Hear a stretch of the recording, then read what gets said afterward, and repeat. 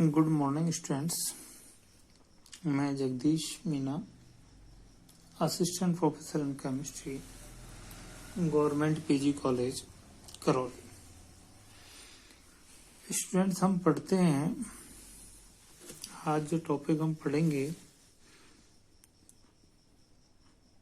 Paper 3 physical chemistry unit 4 ठोस अवस्था।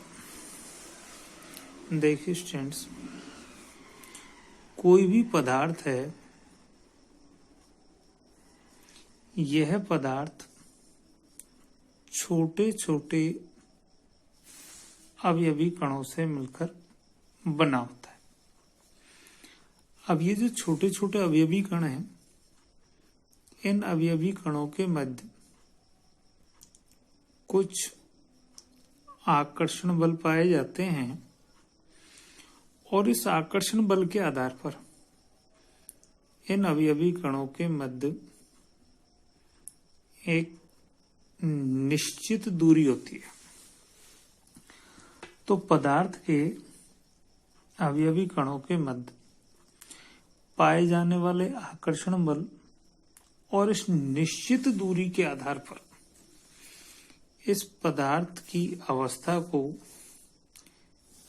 3 भागों में वर्गीकृत किया गया। नंबर 1 ठोस अवस्था, नंबर 2 द्रव अवस्था और नंबर 3 गैस अवस्था या गैसीय अवस्था। ठोस अवस्था, ये जो पदार्थ की अवस्था है, इसमें ये जो अवयवी कण है, इन अवयवी कणों के मध्य न्यूनतम दूरी पाई जाती है। कैसी दूरी पाई जाती है?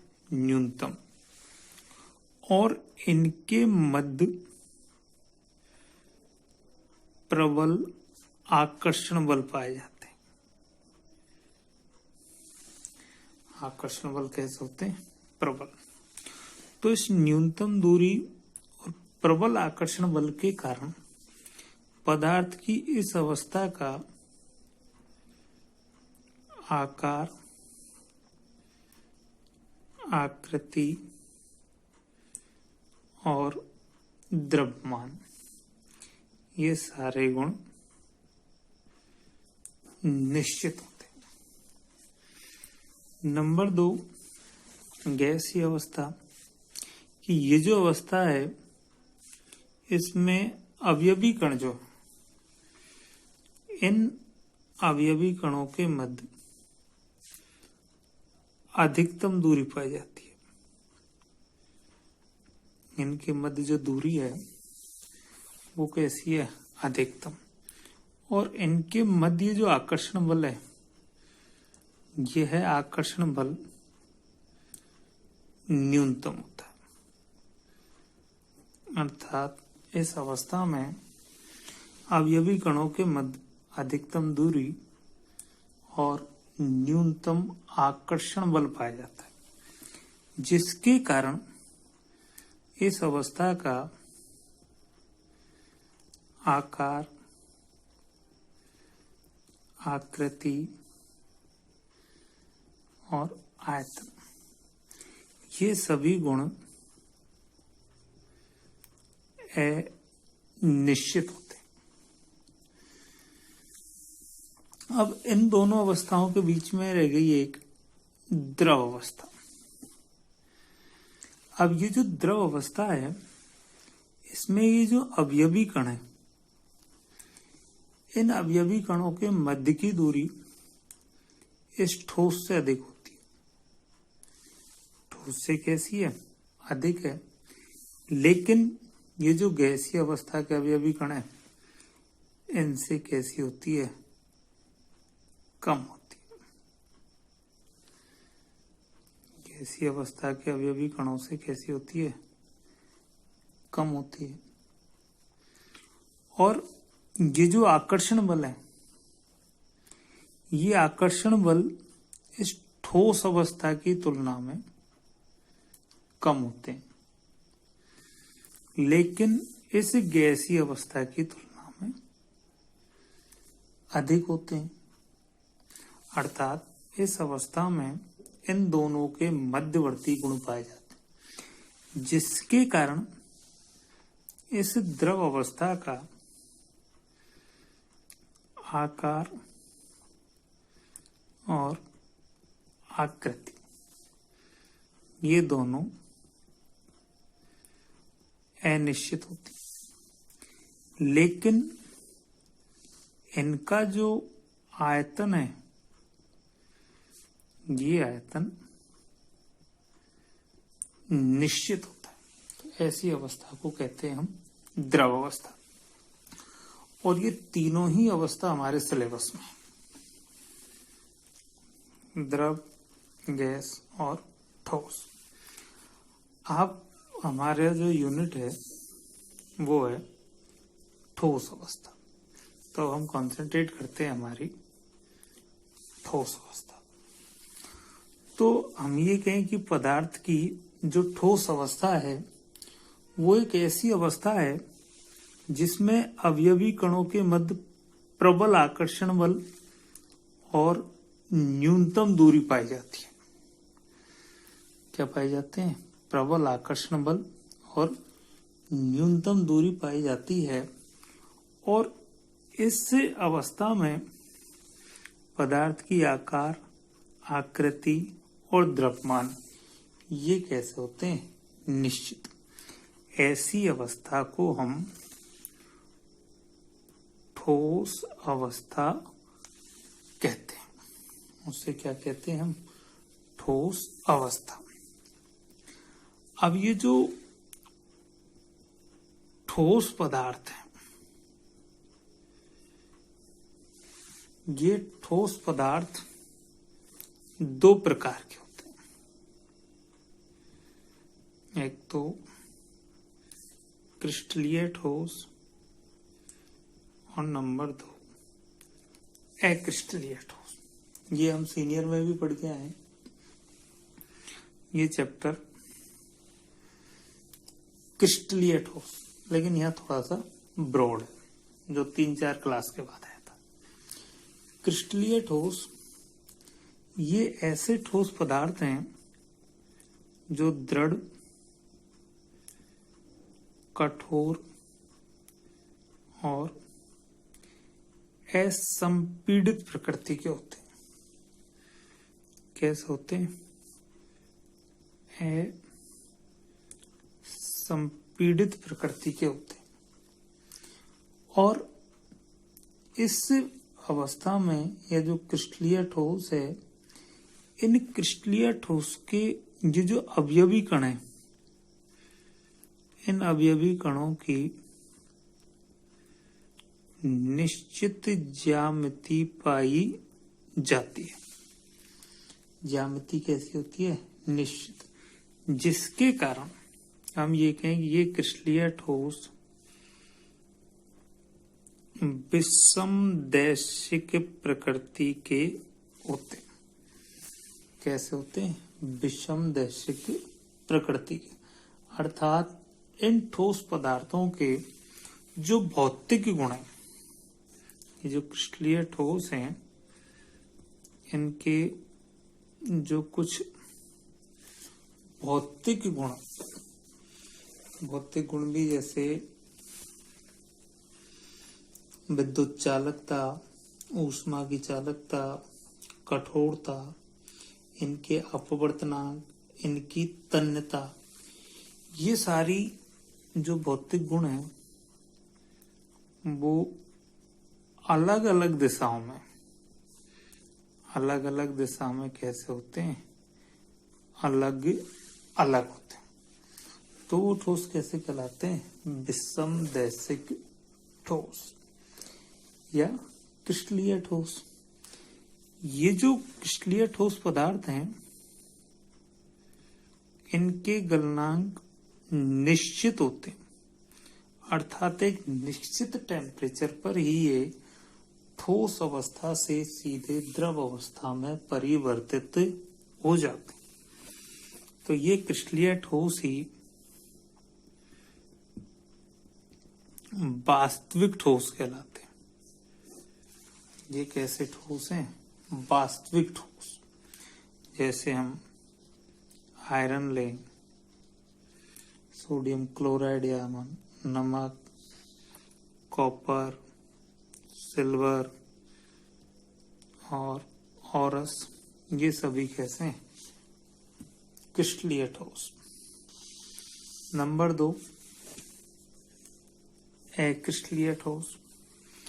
ये जो ठोस पदार्थ हैं ये भी दृढ़ होते हैं, कठोर होते हैं और असंपीडित प्रकृति के होते हैं। लेकिन इनकी ये जो ज्यामिति है, ये ज्यामिति निश्चित नहीं होती। ज्यामिति कैसी होती है? निश्चित नहीं होती। अर्थात ये समदैशिक प्रकृति के होते हैं। ये कैसे होते हैं? समदैशिक प्रकृति के होते हैं। अर्थात इस प्रकार के जो क्रिस्टल हैं, इस प्रकार के क्रिस्टलों में जो अवयवी कणों की व्यवस्था है वो कुछ दूरी तक निश्चित ज्यामिति में होती है और उसके बाद वो परिवर्तित हो जाती है। तो इस प्रकार के ठोस पदार्थों में जो उनके भौतिक गुण हैं, जैसे विद्युत और ऊष्मा की चालकता है, उनकी यांत्रिक सामर्थ्य, उनकी कठोरता और तन्यता, वो सभी भौतिक गुण सभी दिशाओं में एक समान होते हैं। तो वो कैसे कहलाए? समदैशिक। तो क्रिस्टलीय ठोस पदार्थ अक्रिस्टलीय ठोस पदार्थों के भौतिक गुण सभी दिशाओं में एक समान होते हैं। ये जो क्रिस्टलीय ठोस पदार्थ हैं, ये ताप की एक निश्चित परास पर पिघलना प्रारंभ करते हैं। ताप की एक निश्चित परास पर पिघलना प्रारंभ करते हैं। अर्थात इनके जो मेल्टिंग पॉइंट हैं वो निश्चित नहीं होते। जैसे हम एक रबड़ का उदाहरण लें या प्लास्टिक लें, तो इनको जब हम गर्म करते हैं तो धीरे धीरे ये मुलायम होते हैं और उसके बाद और गर्म करने पर ये द्रव अवस्था में परिवर्तित हो जाते हैं। तो ये ताप की एक निश्चित परास पर पिघलते हैं, तो इनके गलनांक निश्चित नहीं होते। ये जो ठोस पदार्थ हैं, इन ठोस पदार्थों में द्रवों के समान बहने का गुण पाया जाता है। कैसा गुण पाया जाता है? बहने का, फ्लो होने का। लेकिन अंतर यह है कि द्रव तीव्र गति से बहते हैं या प्रवाहित होते हैं, ये बहुत ही धीमी गति से प्रवाहित होते हैं। और इस प्रवाहित होने के गुण के कारण या बहने के गुण के कारण इन्हें हम अति शीतत द्रव, सुपर कोल्ड लिक्विड भी कहते हैं। ये जो ठोस पदार्थ हैं ये आभासी ठोस होते हैं। कैसे होते हैं? आभासी। अर्थात दिखते तो हमें ठोस हैं लेकिन इनके कुछ गुण द्रवों से मिलते हैं, इसलिए इनको हम आभासी ठोस कहते हैं। जैसे हम एग्जाम्पल लें तो रबड़ है, प्लास्टिक है,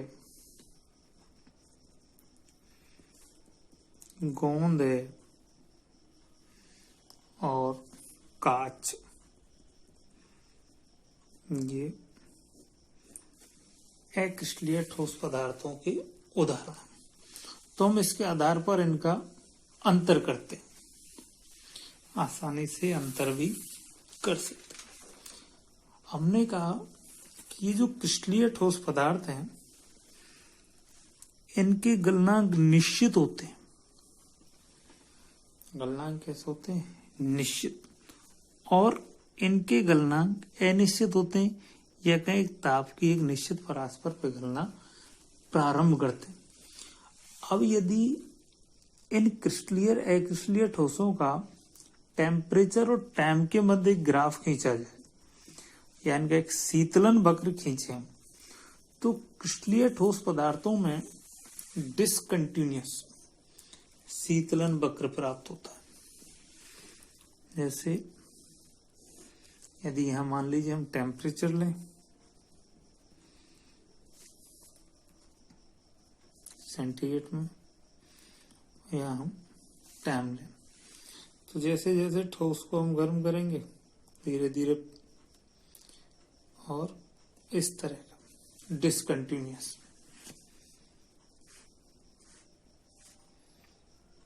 तो इस तरह का ग्राफ प्राप्त होता है डिसकंटिन्यूअस। तो ये द्रव में परिवर्तित हुआ, लेकिन जब अवस्था ए से बी में परिवर्तित हो रहा है तो टेम्परेचर में कोई भी परिवर्तन नहीं, तो एक डिसकंटिन्यूअस प्राप्त होता है।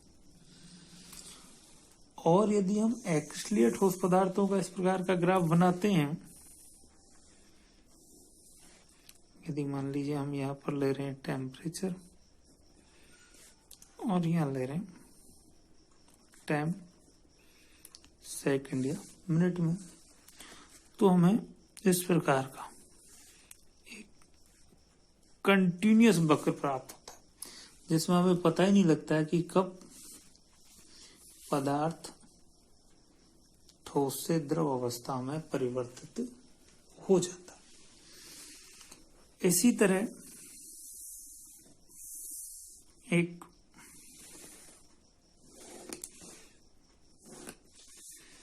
अलग से ठोस पदार्थ है बहुक्रिस्टलीय ठोस।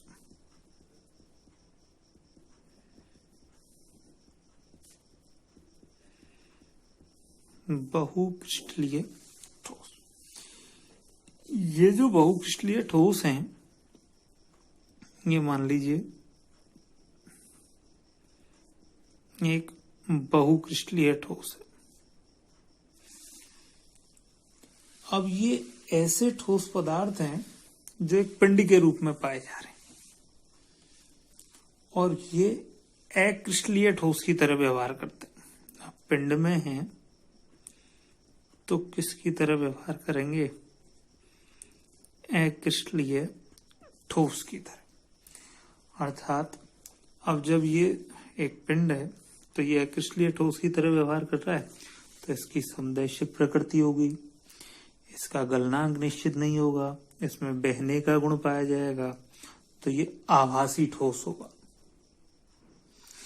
लेकिन यदि इस पिंड में से हम इस कण को निकाल लें, इस कण को,